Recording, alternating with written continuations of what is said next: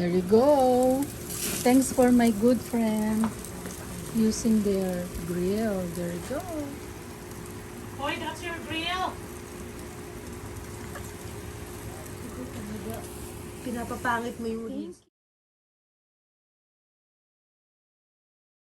My gosh. Look how crispy and I natigil. Oh, it's so smoking. Oh my gosh.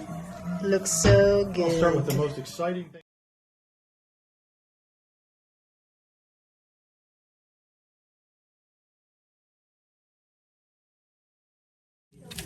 Broke into some family's house and killed Ayan.